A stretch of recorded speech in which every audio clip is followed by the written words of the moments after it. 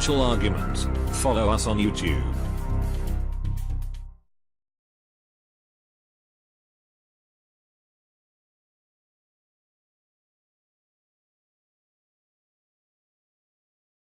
And with us today is Kerry Lutz from the Financial Survival Network. Kerry, thank you so much for joining us today. Hey, a pleasure, Elijah. It's great catching up with you. Definitely. It's great catching up with you as well. And I wanted to first catch up with you on your thoughts on where the economy is right now. I know one of the things on the intro for all of your interviews that you do, one of the taglines is, investing in this new economy, surviving in this new economy. So can you explain a little bit about this new economy and basically your overall impression of where the U.S. economy is headed? Yeah, well, the new economy, I can contrast it to the old economy. The old economy was go to college and get your degree. It almost didn't matter what it was in. And there was a job waiting for you, a career, and, just play by the rules of the system and everything was going to work out great for you. And, that was the way that things were back then. I hate to sound like I'm old or anything. It's like when I was a kid, that's the way it was. Go to college, get a degree, and it was your ticket to the upper middle class. And it just isn't that way anymore. I mean, you can still do well if you go to college, don't get me wrong, but you got to have a strategy for doing it. You can't be taking women's studies or human studies or ridiculous majors. And I think you have to grow up a little faster and be a little practical, more practical. You have to come up with strategies to minimize your educational outlay and try to avoid going into debt to do it. And so the new economy is a lot different than the old economy. A lot of times you're not going to be working for a company anymore. You'll be working for yourself on a contract basis. There's opportunities in the new economy that didn't exist in the old economy, but I think it's harder because I think you're a lot more on your own in the new economy than you were in the old economy. So, and as far as where the economy is at now, it's just kind of limping along, which it has been for the past 9 years. If you're on Wall Street, if you're doing something finance related, then you think everything is wonderful. But if you're not, then it's not so wonderful. And that's what you quickly learn if you bother to take a look outside your door. Once you're outside these little enclaves, life is a lot tougher than it used to be. And the middle class has been in a pronounced state of decline since the crash. Credit much harder to get and much harder to maintain your standard of living. Definitely. And I guess, where do you see the U.S. dollar heading? Because I know previous times when I've had you on, you were saying that there was going to be this dollar collapse happening in the future. Do you still think that is ahead? I've always believed that the dollar would be the last to go because the dollar's based, the whole system's based on the U.S. dollar. I just thought the whole state of collapse would perhaps happen sooner, but at some point, it just can't sustain itself. There's too much debt, and we're not paying down the debt or even not taking on more debt. We're just taking on more and more debt at a faster and faster rate, and that's at all levels of society. And then what you've had overseas is that they did a big short bet on the dollar, and as a result, they've had to pay back all these debts in dollars, so that's bid up the dollar. So I've always said the dollar would be the last to go, and nothing has really changed to change my opinion on that. So I don't know what the timing is going to be. I've always said that. I thought it would be here a lot sooner, but of course the U.S. would be the last to go because the U.S. is the underpinning of the entire system. So that's kind of where we're at. Now, how does this whole Trump phenomenon that we just, saw pop up, in the last year or so, where with already the ballooning national debt, and you're saying that we're headed towards a collapse for the U.S. dollar, and the economy seems to just be trudging along and seems to be ready to collapse. And then we see Trump come on the scene. No one really expected this, and everyone was laughing at him, and it seems like he's just, in some ways shaking things up. What is your perspective on the Trump phenomenon, and how does it impact things? Well, actually, I saw Trump speak at Freedom Fest in July of 2015, and at that point, I knew he was going to win. And if you listen to my shows from that point on, pretty much said he was going to win. And I didn't really have many doubts about it, except for a couple of days before the election, but I really was pretty steadfast in that. I knew all along he was going to win. I knew in your home state he was going to take it away. I knew in my home state of Florida, Wisconsin, I spent a lot of time, more than I care to discuss, in the Midwest, and the Midwest just been screwed. But on the other hand, if you read any of my newsletters, Trump cannot save the system. The system is too far gone for him to really change it. And you see the blowback he's getting from the globalists and from both parties. Both political parties are just crime families. And when you look at them as crime families, then their behavior becomes much more understandable. You just have to go watch a movie like Goodfellas or Casino. Actually, Casino is much better because they take the skim from the casinos, and then they go to the mob bosses and they split it up. And that's more or less what happens with the American economy. They take their cut, their skim, and then the bosses get together and split it up amongst their favorite parties.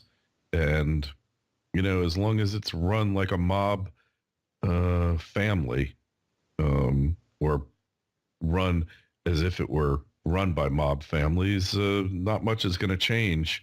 So Trump's in that consolidation phase. I like the fact that he's a workaholic and he's surrounded by workaholics. But in terms of him being able to fundamentally change anything, I'll reserve judgment. Ned, it seems like at least the way the markets reacted to the election, initially there was this big sell-off, but the next day they turned around and it seems like there's this Trump euphoria. People are really thinking that Trump is going to be great for the economy. Do you think he could at least kick the can down the road a little bit more? I believe that the markets were pre-programmed. Hillary Clinton was supposed to win, and then the market was going to go up. And then all of a sudden, so, oops, Hillary didn't win. Trump won. Okay, the market's going to go up. It was like either way, the market was going to go up. That was my take on it. It had a phoniness about it, a fraudulent feel about it, and it was just supposed to happen that way. So as far as him able to really affect this, I will take it back. If there is a major disaster in the world and he's able to really consolidate power and bring it all together, then I'll say perhaps. But let's see what happens. I can't say. It's Yogi Berra said it's very hard to make predictions, especially about the future, and this is no exception. So, but the machine, the deep state, whatever you want to call it, the system, the guy in Full Metal Jacket said, men will live and die, but the Marine Corps is forever. Men will come and go. Politicians, presidents will live and die, but the deep state, the bureaucratic administrative state is forever. So till I see something change it, I'll believe it when I see it.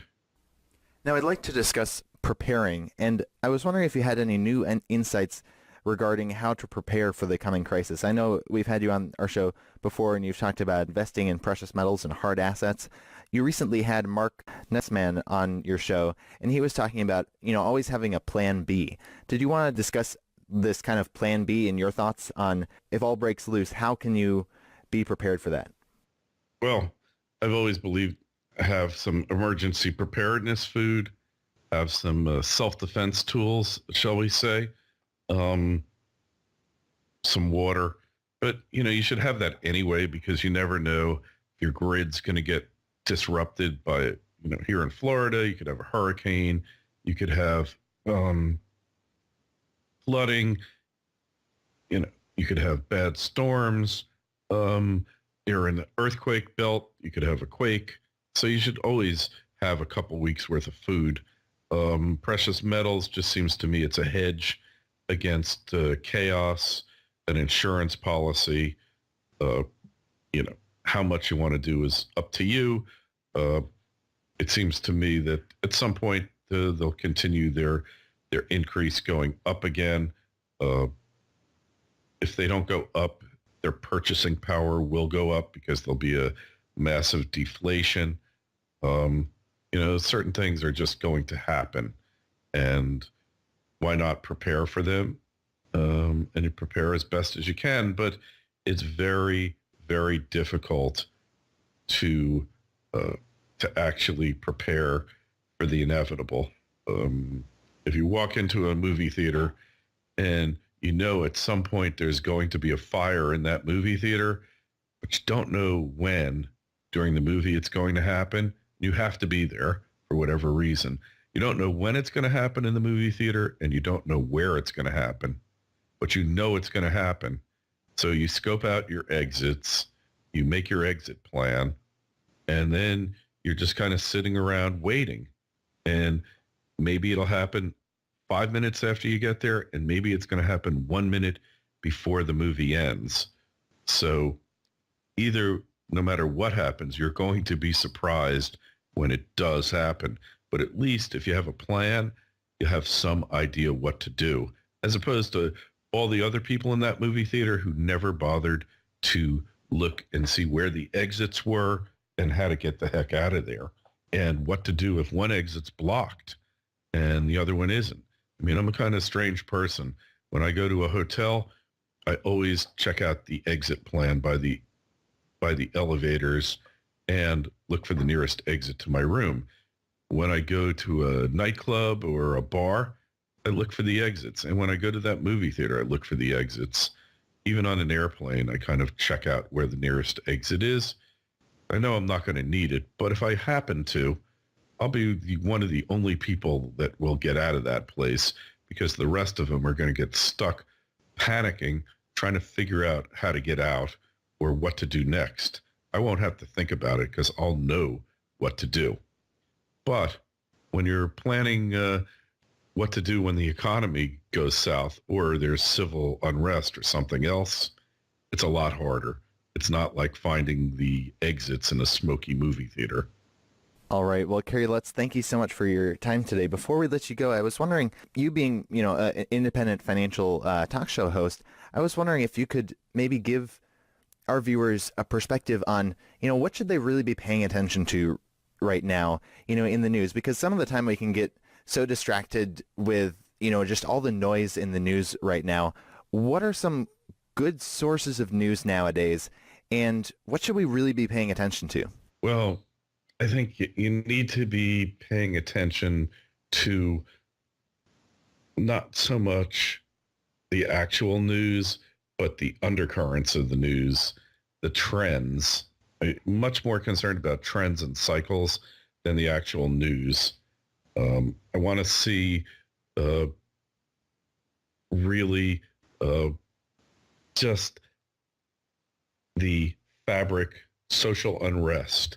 I'm looking for that, signs of it. I'm looking for militarization. I'm looking, not paranoia, mind you. I'm just looking for trends. I think this thing with the surveillance is a big trend that we've seen for years. It's just a confirmation of the trend. I'm looking for, when I see people, 30% of the population doesn't have $2,000, if they have an emergency, that's a trend. So I want to see what the trends in society are. I'm looking at debt increase trend. Those are what I'm really looking for. I don't look for particular news items, although I look at that for more entertainment. I look at the trend of the parties not being able to govern and seeing if that trend's getting worse, getting better, or is it just kind of the same? And then look at just other things like that. It's just really trying to get a handle on where things are heading. It's much more important to look at that than to look at the day-to-day news. It's like looking at day-to-day stock prices, gold prices, or any other market. It tells you like half a chapter in the middle of a story. It doesn't really tell you the story. You need to take the 30,000-foot view to get what's really going on. All right. Once again, Kerry Lutz, thank you so much for your time. Where can our viewers find you, and any last thoughts you had? Sure. FinancialSurvivalNetwork.com. And just don't panic and just hope for the best, but just prepare for the worst, and just for your own personal situation.